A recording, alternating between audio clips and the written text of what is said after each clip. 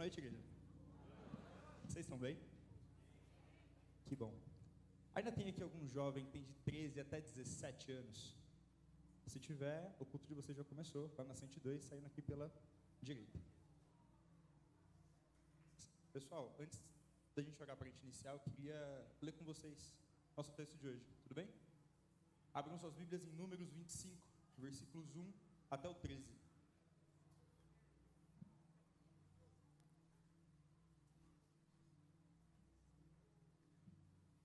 Livro de Números, capítulo 25, versículos 1 até o 13. Acompanhe na sua Bíblia ou aqui na tela comigo. O texto diz assim: enquanto Israel estava em Sitim, o povo começou a cometer imoralidades sexuais com mulheres moabitas. Verso 2. Que os convidavam aos sacrifícios dos seus deuses. O povo comia e se prostrava diante desses deuses.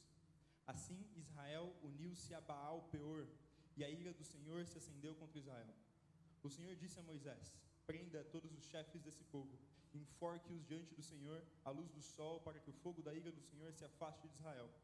Então Moisés disse aos juízes de Israel: cada um de vocês deverá matar aqueles que, dentre os seus homens, se uniram a Baal Peor. Um israelita trouxe para casa uma mulher midianita, na presença de Moisés e de toda a comunidade de Israel, que choravam à entrada da tenda do encontro. Quando Finéias, filho de Eleazar, neto do sacerdote Arão, viu isso, abandonou a assembleia e apanhou uma lança. Seguiu o israelita até o interior da tenda e atravessou os dois com a lança. Atravessou o corpo do israelita e o da mulher pelo ventre. Então cessou a praga contra os israelitas. Os que morreram por causa da praga foram 24.000. Então o Senhor disse a Moisés: Finéias, filho de Eleazar, neto do sacerdote Arão, desviou a minha ira de sobre os israelitas, pois foi zeloso com o mesmo zelo que tenho no meio deles, e no meu zelo eu não os consumi. Diga-lhes, pois, que lhe concedo a minha aliança de paz, dele e dos seus descendentes, será a aliança do sacerdócio perpétuo, porque ele foi zeloso pelo seu Deus e fez expiação pelos israelitas. Oremos. Pai, em nome de Jesus, eu quero te pedir que nesse momento o Senhor tome cativo, Senhor, as mentes e os corações de quem estiver ouvindo essa mensagem, seja aqui presencialmente ou pela internet. E o Senhor faça, Senhor, das nossas mentes e corações como terras férteis, dispostas, Senhor, a receber a semente da sua palavra que será lançada, e que ela cresça, floresça e dê frutos a 30, 60, 100, até 1000 por um, se o Senhor assim desejar. Em nome de Jesus. Meus irmãos, esse Finéias que a gente falou aqui não é aquele que morre junto com seu irmão. Ele é neto de Arão, que foi o primeiro sumo sacerdote. E qual que era o contexto dessa passagem? O povo estava no meio do deserto, depois de ter saído do Egito, já em seu último acampamento, na terra de Moabe. Moabe era uma terra que ela ficava em frente a Canaã, em frente à terra prometida. E ali foi o último lugar onde o povo de Deus estava antes da tomada iniciada por Jericó. Só que nesse ponto, o povo já estava tão irritado e reclamando tanto, que até mesmo os irmãos de Moisés já falavam mal dele à vista de todos. E nesse ponto eles já estavam também se envolvendo com mulheres que eram de outras tribos, que eram de outros povos e de outras culturas, principalmente as moabitas. Isso desonrava um princípio que Deus estabeleceu com eles em Êxodo capítulo 34. Eu também queria ler com vocês. Êxodo 34, 15 e 16. Diz assim: tenha cuidado para não fazer aliança com aqueles que já vivem na terra, pois quando eles se prostituírem, seguindo seus próprios deuses, e lhes oferecerem sacrifícios, convidarão vocês e o levarão a comer dos sacrifícios deles, e a escolher para os seus filhos mulheres dentre as filhas deles. Quando elas se prostituírem, seguindo os seus próprios deuses, levarão os seus filhos a se prostituir também. Então aqui claramente o povo foi extremamente teimoso e se envolveu então com essas mulheres, fez culto aos seus deuses, comeu das oferendas que fazia. E isso trouxe a ira do Senhor sobre aquele povo. Porém, a gente vê Finéias, neto de sacerdote, construiu toda a sua vida dentro do tabernáculo, se preparando para um dia assumir também essa posição de sacerdote. tamanho zelo que Finéias tinha pela lei de Deus, que ele se levanta no meio daquele monte de gente sentada, pega uma lança e atravessa os dois pela tenda. Imagine Moisés, junto com os juízes e junto com o povo, falando com eles sobre o que estava acontecendo. E no meio dessa reunião, um homem pega uma mulher midianita e passa atrás do povo, ignorando Moisés e a lei de Deus. Mas Finéias então deixa a assembleia e vai atrás deles. Os dois morrem, e por conta do zelo e da obediência de Finéias, Deus cessa sua ira do meio do povo. A gente é muito conhecido aqui em Arujá por ser a igreja que prega a graça de Deus. E quando a gente vive dentro desse contexto de graça, é muito comum que a gente não entenda aonde a obediência a Deus fica dentro da nova aliança. Porque quando a gente olha para todo o Antigo Testamento, o contexto deles de lei, o contexto deles de obediência a Deus, era com outro propósito. Eles tinham que obedecer e seguir a todos os 613 mandamentos judaicos, para que eles de alguma forma pudessem então chegar até Deus. Só que nós não precisamos mais passar por esse processo, porque o nosso acesso a Deus ele foi restituído em Cristo. Então, qual é a função da obediência para nós? Vamos entender isso melhor. Evangelho de Lucas, capítulo 6, versículos 46 até o 49. Fala assim, Jesus falando: por que vocês me chamam Senhor, Senhor, e não fazem o que eu digo? Eu mostrarei a quem se compara aquele que vem a mim, ouve as minhas palavras e as pratica. É como o homem que, ao construir uma casa, cavou o fundo e colocou os alicerces na rocha. Quando veio a inundação, a torrente deu contra aquela casa, mas não a conseguiu abalar, porque estava bem construída. Aquele, porém, que ouve as minhas palavras e não as pratica, é como o homem que construiu uma casa sobre o chão, sem alicerces. No momento em que a torrente deu contra aquela casa, ela caiu e a destruição foi completa. Aqui, Jesus ele coloca um papel para obediência dentro da nova aliança. Não mais o chegar a Deus, mas agora viver a plenitude da justiça da graça para nós. Para que a gente viva plenamente tudo aquilo que a nova aliança já derramou sobre nós. É muito mais profundo do que aceitar Jesus. É sobre isso que eu queria aprofundar um pouco com vocês hoje. Por mais que a nossa salvação ela não seja atribuída à nossa obediência, o fato de nós termos sido salvos por Cristo tem que nos levar a viver uma vida de completa entrega e obediência às leis de Deus. Não tem como nós olharmos para a nova aliança e não colocarmos a obediência dentro dela. Agora, por nós não termos mais aquele peso do pecado de nos condenar, é muito fácil a gente pensar que, então, o peso de obediência para nós é menor. Já que ele não me condena mais. Mas muito pelo contrário. Ele é muito maior do que isso. O peso dentro da nova aliança ele aumenta. Por quê? O povo de Israel, ele tinha que obedecer às leis pela força do braço. Por aquilo que eles conseguem fazer. E óbvio que ninguém conseguiu. Jesus estava aí por causa disso. Mas, nós, dentro da nova aliança, nós recebemos uma força sobrenatural de Deus que nos capacita e nos ensina a obedecer. No texto de Tito, capítulo 2, versículos 11 ao 13, o texto fala assim: porque a graça de Deus se manifestou salvadora a todos os homens. Ela nos ensina a renunciar à impiedade e às paixões mundanas, e a viver de maneira sensata, justa e piedosa nesta era presente, enquanto aguardamos a bendita esperança, a gloriosa manifestação de nosso grande Deus e Salvador, Jesus Cristo. Aqui então a gente percebe que a graça, ela tem um segundo papel, ela tem uma segunda função. A primeira é de nos salvar, a graça de Deus manifestou salvadora a todos os homens. Mas a segunda, ela nos instrui, ou se a sua tradução for um pouco mais antiga, ela nos ensina a viver de maneira justa, sensata e piedosa nessa era presente. A graça de Deus é uma força sobrenatural de Deus para nós, para que a gente seja capaz de obedecer a lei. Então agora, que não é mais pelas nossas forças, que não é mais pelo nosso braço, pelo que a gente faz, qual é a nossa desculpa para nos manter em uma vida de desobediência? O que sobra para a gente justificar os pontos em que nós falhamos? A verdade, meus irmãos, é que a gente vive de uma forma muito rasa dentro daquilo que Deus já fez por nós. Muitas vezes a gente começa a viver as bênçãos de Deus e a gente acha que todo o ministério de Cristo se resume a isso.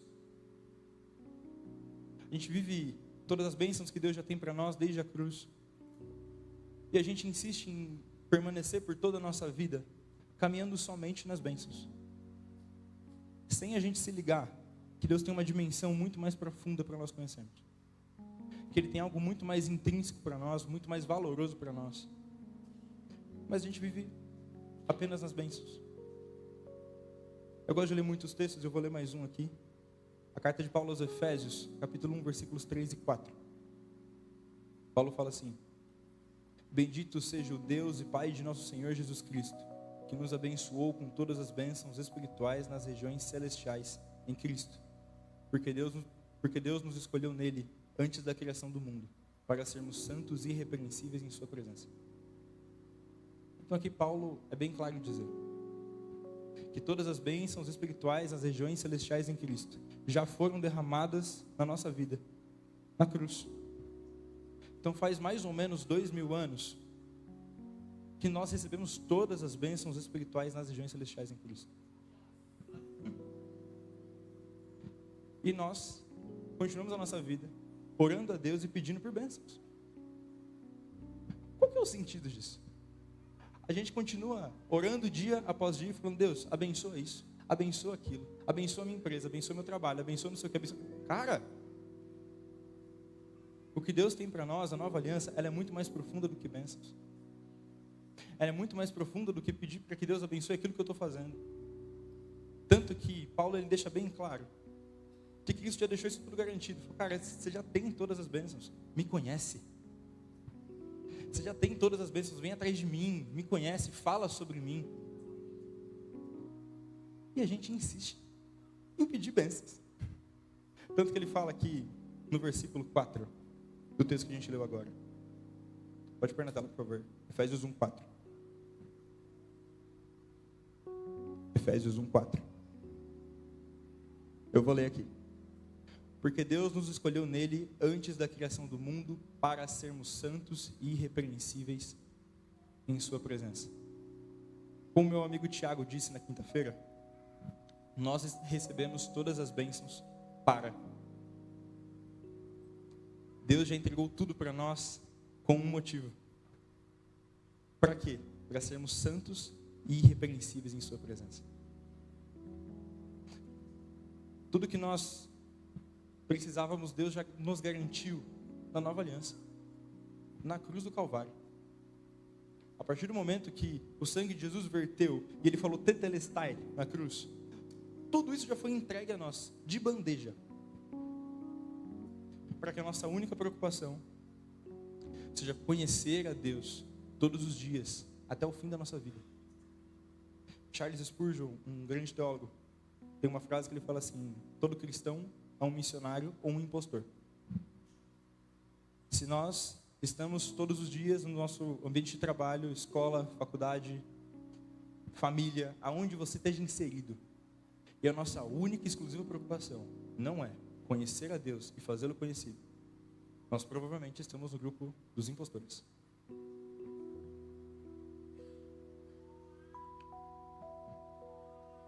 Agora vamos voltar para Finéias.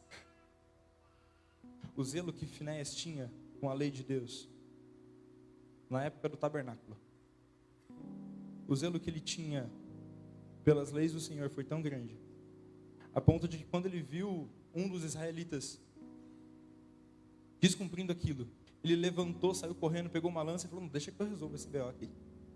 Isso aqui é meu, deixa comigo. Isso foi tão intrínseco que Deus fala no texto que nós lemos no começo, que o zelo o zelo de Finéias foi igual ao que ele tem pelo povo.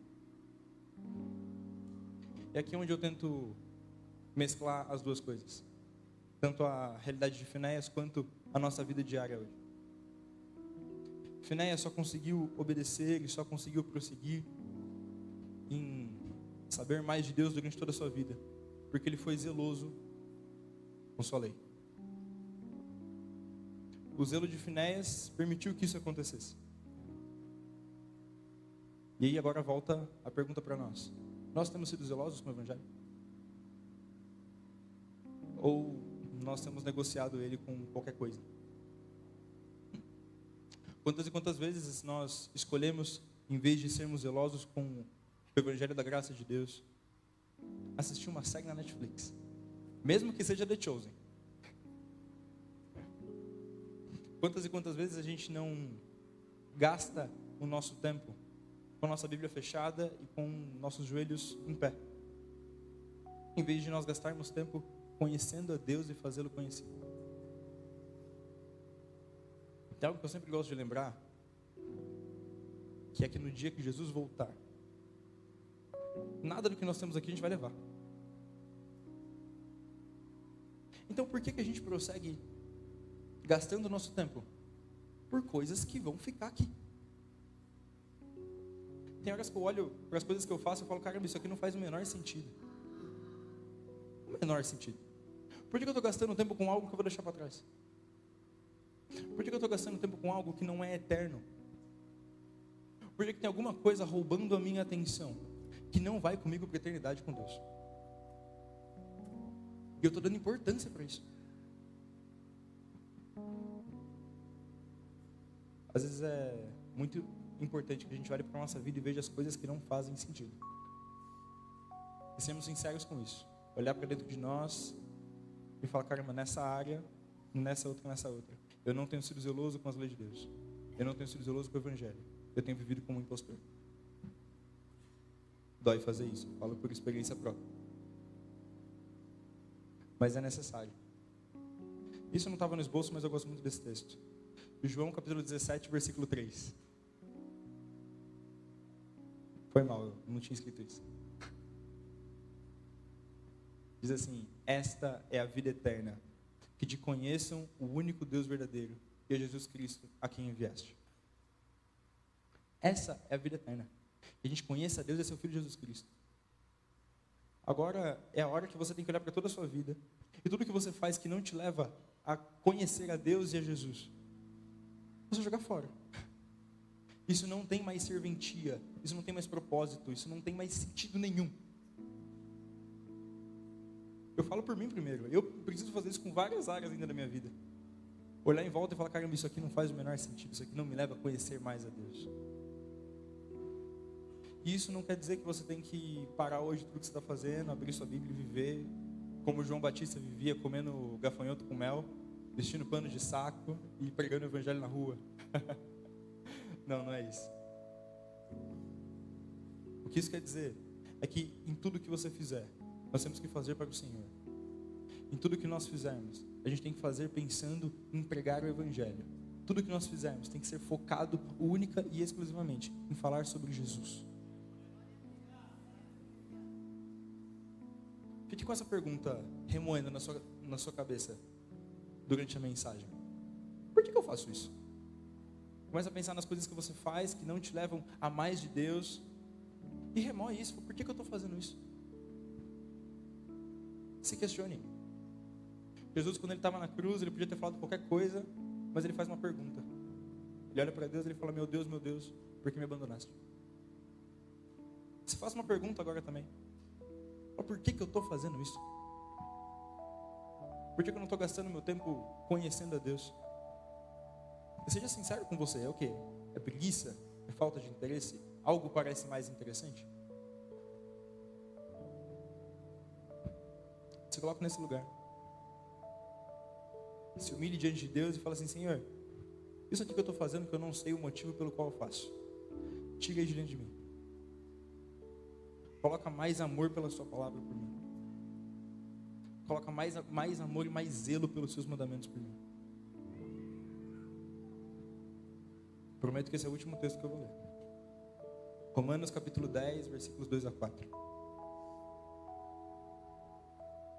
Posso testemunhar que eles têm zelo por Deus, mas o seu zelo não se baseia no conhecimento. Porquanto, ignorando a justiça que vem de Deus, procurando estabelecer a sua própria, não se submeteram à justiça de Deus. Porque o fim da lei é Cristo, para a justificação de todo o que crê.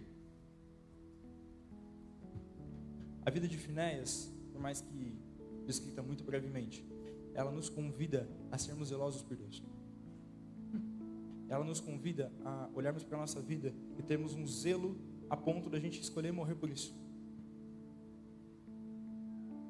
Algo que nós temos entendido com jovens, a gente sempre fala sobre isso encontro após encontro, é que não existe vida fora do Evangelho. Não existe vida fora daquilo que Deus fez por nós. Então, por que razão eu iria escolher fazer qualquer outra coisa que não seja buscar a Deus, que não seja conhecer o seu Evangelho? Por qual razão que eu ia perder o meu tempo fazendo qualquer outra coisa que não me leve a mais de Deus? Se a gente sair daqui hoje, continuarmos vivendo da mesma forma que nós já temos vivido, continuarmos seguindo nos mesmos caminhos que nós já temos seguido, então essa mensagem não fez efeito. Se você não sair daqui hoje olhando para toda a sua vida e pensando, aonde é que eu estou falhando? Aonde é que eu estou errando? Se você não sair daqui hoje com o zelo de Finéias, de olhar e falar assim, cara, ainda que eu precise sangrar, ainda que eu precise chorar, ainda que eu precise parar de comer, mas eu vou obedecer. Eu vou conhecer a Deus. Somente dessa forma, a gente vive plenamente a justiça da graça de Deus. Pedro, quando ele fala sobre nós, ele nos compara a bebês espirituais. Depois vocês leem as cartas de Pedro. Por que ele faz isso? Porque Deus não é um Deus irresponsável. Vocês que têm filhos, se o seu filho com 10 anos de idade pedir um carro, você entrega? Se você respondeu sim, eu te aconselho a buscar um psicólogo. Obviamente que não, e nós não entregamos, porque ele ainda não tem a maturidade necessária para ter um carro. Ele ainda não tem o que é necessário para que ele possa usufruir disso. Mas vai chegar um dia, e seu filho vai ter uma carta de motorista, você vai ter as condições que precisa, ele vai te pedir um carro. Aí é uma outra história. Aí a gente entrega. Por quê? Porque isso deixa de ser algo que podia machucá-lo ou até machucar outras pessoas, e passa a ser algo que vai facilitar a sua vida. Ele precisa ir para o trabalho, ele precisa fazer as correrias dele, ele precisa fazer o que ele precisa fazer. E não tem mais como ele ser dependente de mim. Ele crescer nesse processo de maturidade fez com que ele acessasse coisas que já eram dele, mas que ainda não estavam disponíveis no tempo em que ele estava. Assim também somos nós com a nova aliança. Enquanto nós não crescermos em maturidade com Deus, enquanto nós não formos mais zelosos com as leis de Deus, prosseguimos no Evangelho dia após dia, por mais difícil que seja, enquanto nós não nos desprendermos dessa vida e entregarmos tudo a Deus, tem coisas que nós ainda não podemos usufruir, por mais que já sejam nossas. Que a gente possa sair daqui hoje em profundo arrependimento. Arrependimento do tempo que nós perdemos olhando para outras coisas, seja lá quanto tempo for. Arrependimento do tempo em que nós podíamos ter passado com Deus, em que nós podíamos ter passado falando sobre Deus para alguém, conhecendo Jesus e usufruindo mais e mais daquilo que Ele já derramou sobre nós. Mas nós escolhemos passar tempo fazendo outras coisas. Quando eu olho para esse texto de Números 25 e vejo a vida de Finéias, ele me inspira profundamente a ser zeloso com Deus, a ser obediente a Deus, a me entregar diante de Deus. quando nós olhamos para a nova aliança, no texto de Atos capítulo 1, versículo 8, não precisa abrir. Jesus nos chama para sermos testemunhas dele. Testemunha em grego é mártiros. Alguém que experimentou uma verdade tão profunda a ponto de entregar a sua vida por ela. Esse é o nível de obediência e maturidade que nós temos que ter. De entregar a nossa vida para o Evangelho. De acordar um dia e falar assim, cara, o viver é Cristo e o morrer é lucro. Se não for essa vida que nós estamos vivendo, então a gente está jogando a nossa vida no lixo. Se a gente está trocando nossas horas com Deus por horas de Netflix, trocando o tempo que a gente poderia estar orando com a nossa família, por ficar jogando no celular, qualquer outra coisa que você esteja fazendo, por fazer horas extras no trabalho que você não precisaria fazer, sem necessidade nenhuma, mas você entrega seu tempo com Deus para isso, você está perdendo seu tempo. E esse é o impacto que Finéias tem que trazer para nós. O zelo pela palavra do Senhor. Quantos de nós tem sido realmente zelosos com Deus? A gente tem escolhido colocar as leis de Deus e sua graça acima da nossa vida. Ou nós temos sido idólatras. Idolatria, qualquer coisa que tome o lugar de Deus na nossa vida. Se você chega na sua casa, em vez de você ter o seu tempo com Deus, você vai fazer qualquer outra coisa, você está sendo idólatra pelaquilo. Que Deus nos livre dessa idolatria. Que Ele coloque um zelo pela sua palavra no nosso coração, a ponto de a gente abandonar tudo para viver o Evangelho. Isso é muito diferente de imprudência. A gente simplesmente sai largando tudo para trás e fala, não, vou viver de Bíblia. Não faz isso. Mas quer dizer que o único propósito da sua vida tem que ser conhecer a Deus e fazê-lo conhecido. Isso é necessário. Foi para isso que Jesus nos chamou, para sermos suas testemunhas, para sermos seus mártires, para nos entregarmos diante dele.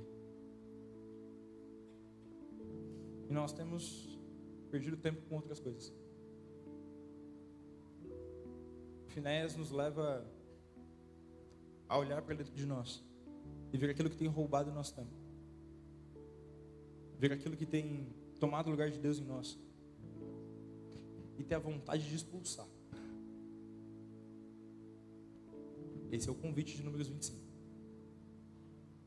Olhe para dentro de você, pense nas coisas que você tem feito, pense na forma como você tem conduzido a sua família, sua casa, seu emprego, sua empresa, seus estudos, tudo. E olha o que tem roubado seu tempo com Deus. Eu falo por mim, às vezes eu abro o meu Instagram e fico 3 horas passando um Reels atrás do outro. Estou errado, não deveria fazer isso. E isso tem roubado meu tempo com Deus. O que você tem feito? Quando a gente olha para a vida dos todos os apóstolos, a gente fala, o que esses caras experimentaram? O que foi que eles viram? O que eles ouviram? O que foi que aconteceu com eles? Que fez com que eles falassem assim, cara, mesmo que eu morra de uma forma horrenda, eu vou prosseguir em conhecer a Deus. O que aconteceu com eles que ainda não aconteceu comigo? Eles experimentaram a plenitude da nova aliança. A revelação completa de Deus. Eles andaram com Jesus. E o que muitas vezes a gente não se liga é que isso está disponível a nós. Essa plenitude de Deus, ela já está disponível a nós. Nós só precisamos ser zelosos com a palavra de Deus. Aqui eu inicio a conclusão da minha mensagem. Se o louvor quiser, já pode subir. A mensagem de hoje, para nossas vidas, aquilo que vai fazer a gente andar para outra direção, é que a gente tenha vergonha na cara. Pensei muito antes de colocar essa palavra aqui. Mas eu escolhi colocar. Que a gente tenha, além de vergonha na cara, repúdio pelo pecado. Para que a gente possa todos os dias caminhar na nossa vida e olhar para uma direção e falar, caramba, essa direção tem roubado o meu tempo com Deus, então eu vou olhar para o outro lado e vou andar na direção oposta. Não é uma curva de 90 graus, de você só fazer não, peraí, aqui está errado, então eu vou para cá. É 180, você virar para o outro lado e andando. Não existe a possibilidade de você ir naquela direção. É isso que o Evangelho deveria fazer com a gente. É isso que ele faz com a gente. Que a gente comece, a partir de hoje, a conduzir a nossa vida, de forma que todos os dias a gente conheça mais de Deus, e exista um fogo desesperado do Senhor no nosso peito, porque a gente prossiga todos os dias pregando o Evangelho. Para que a gente prossiga todos os dias falando sobre Jesus e buscando por mais de Deus, sem que nada mais roube o nosso foco. Que a gente possa sair daqui hoje sendo como Finéias, olhando para a nossa vida, fazendo a volta contrária, andando na outra direção, rumo ao zelo pela palavra de Deus, ao conhecimento ainda mais profundo de quem Deus é. E como diz o texto que nós lemos, que nós façamos apenas aquilo que é eterno, conheçamos a Deus e a seu Filho Jesus Cristo. Que a gente saia daqui hoje com essa responsabilidade, com esse zelo dentro do nosso coração. Existe um Deus que se entregou no meu lugar, e essa entrega tem que me levar a uma vida de obediência. Essa entrega tem que me conduzir a uma vida de arrependimento. Ela tem que me conduzir a uma vida de constante mudança. O texto de Romanos 12, quando ele fala sobre renovação de mente, a palavra que aparece em grego é metamorfo. Ela fala de uma mudança física e não apenas intelectual. Essa mudança, ela não é apenas um pensamento diferente. Não, ela é uma mudança completa de destino. É nós mergulharmos na palavra de Deus a ponto de nós olharmos para ela e moldarmos a nossa vida conforme ela, não importando aquilo que nós tenhamos que abrir mão. Se nós ainda não estamos vivendo essa profundidade do Evangelho, se ainda tem coisas que roubam o nosso foco, que roubam o nosso zelo, que roubam o nosso tempo com Deus, então é um sinal que nós precisamos analisar a nossa vida, pensar em Finéias e ser inspirados por Ele e andarmos na direção do zelo do Senhor. Amém?